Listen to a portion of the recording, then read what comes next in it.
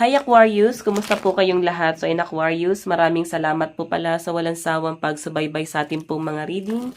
And kung ikaw ay bago pa lang sa ating channel, mag-subscribe na po kayo.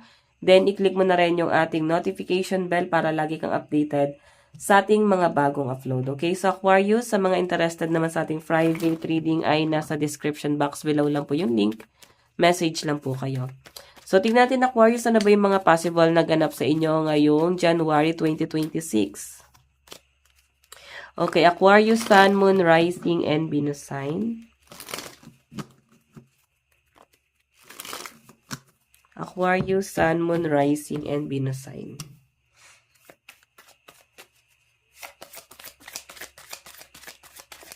Okay. So, meron tayong 6 of Coins. Ayan. Nakikita ko guys, yung pagbalik ng tulong ng mga Aquarius sa mga taong tumulong lang din sa kanila, no? And nandito yung energy mo na parang mas na-appreciate mo yung mga taong tumulong sa inyo ngayon. Kumbaga, nandun yung energy mo na parang gusto mo silang bawian ng pagtulong din, no? Gusto mong bumawi sa kanila, gusto mong magbigay sa kanila. Kahit papano guys, is nagbigay sila sa inyo. Parang hindi mo sila guys tatalikuran, no? And may energy rin dito guys na grabe yung attachment ng mga Aquarius din. Ngayon sa mga taong nakasalamuhan nila, magkakaroon ka ng expansion, pwede magkakaroon ka ng mga bagong circle of friends, pwede magkakaroon ka guys ng mga bagong acquaintance, mga bagong kakilala, kung hindi mo naman to guys kaibigan. So, basta as in expansion, magkakaroon ka rin ng mga bagong tawag dito, mga bagong ka-connection, parang connection, no? So, I think nagkakaroon ka ng expansion, baka kasi meron kasi simula na business, Aquarius, kaya nagkakaroon ng expansion dito. Kumbaga, parang marami din ang makakakilala sa inyo, lalo na sa mga diskarte mo. By the way, tignan pa natin, Aquarius, Sun, Moon, Rising, and Venus sign. Okay. So, meron tayong 10 of Cups, happy family, blessing, wealth, being.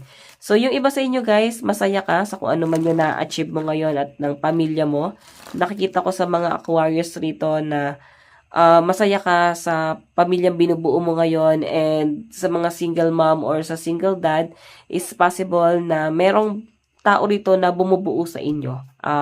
Meron ditong tao na parang mas ina-appreciate ka nito, mas parang gusto niya maging part ng buhay mo sa mga single parent dito. Merong person na parang may maninindigan dito para doon sa pamilyang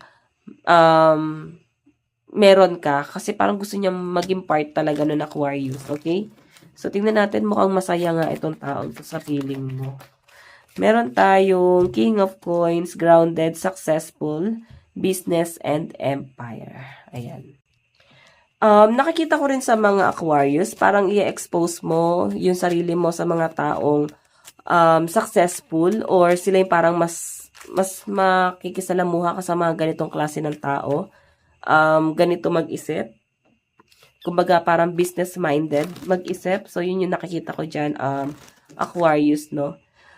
So, mas magiging practical ka kasi, pinaka-focus mo dito yung business, yung source of income mo, pero parang hindi naman to panggagamit. Kaya parang kailangan mo lang din ng mga taong ganito mag-isip para mahawa ka, no? So, ayan, marami ka pang makikilala, magkakaroon ka ng mga bagong siguro business partner to.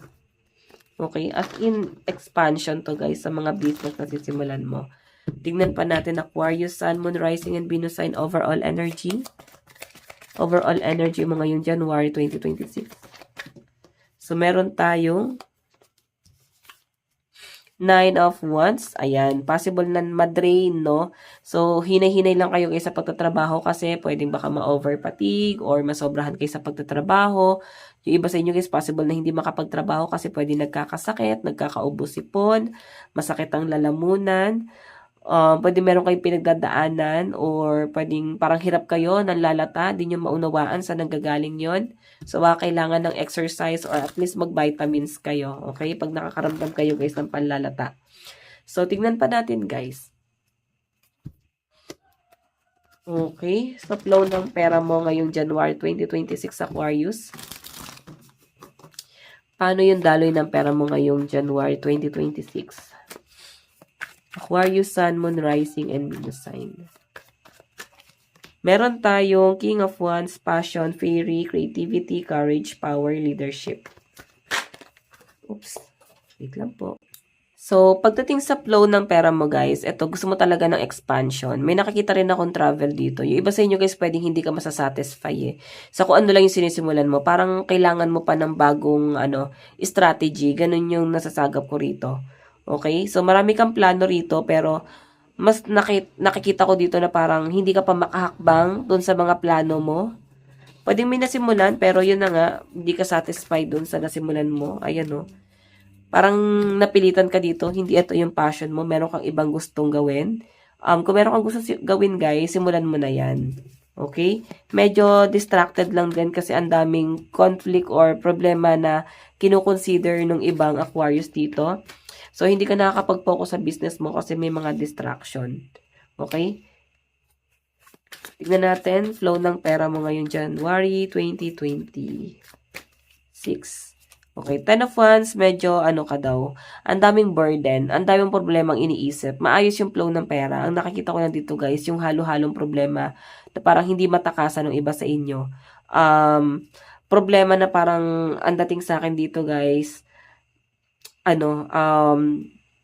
masyado ka nang na-overwhelm sa mga responsibilities, pwedeng binabatong problema sa inyo, issue, mga ganong klaseng scenario, guys. Hindi ka makapag-focus kasi pwedeng may mga problema na parang bigla na lang din nalikuran, hindi sinolusyonan. So, ayan, binabagabag ka nito. Okay, mahirap talaga, guys, sa tinatalikuran yan. Okay? Tignan natin pagdating sa love life mo.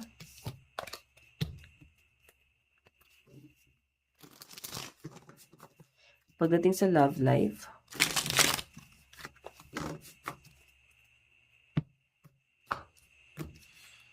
okay. Pagdating sa love life,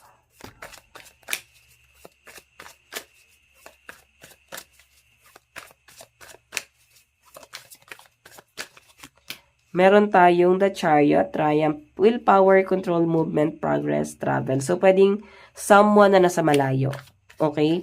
Or possible na nagta-travel, pwede nag-a-abroad yung person mo or pa-abroad. Pwedeng ikaw to. So, may mga opportunity. Itong person na to, pwedeng gusto niya na parang isama ka niya doon. Okay? Na parang gusto ko niya bigyan ng opportunity. Something like that, no? Knight of Pentacles, medyo to, guys, itong person na to, practical to, and gusto niyang ibigay sa inyo yung stability, mataas ang respeto sa inyo. Ikaw lang yung parang pinaka-main focus nitong person na to. Nakikita ko yung malalim na relasyon, malalim na pagkagusto sa inyo na tong taong to, guys. Gusto niya, guys, ng partnership or pagkakaisa, no? Nakikita ko yung parang gusto kanyang makuha talaga. Gusto kang panindigan itong taong to. Yun nga lang, guys, medyo may ibang distraction ako nakikita. Meron kang ibang iniisip, and isa na dito yung nakikita ko is pwedeng meron kang ibang taong iniisip or siya kasi may ibang taong involved dito. Okay? So, mahal na mahal ka na itong taong to. Hindi lang siya makagawa ng action or hindi niya alam kung ano yung gagawin niya kasi inisip niya dito ang daming mga responsibilities. Okay, so Aquarius, advice, ayan, mukhang magsha-shine ka daw ngayong January. So, parang swerte ka din sa taong 2026, no? Okay, so Aquarius, ito lang po ang inyong reading. Maraming salamat po. Bye-bye.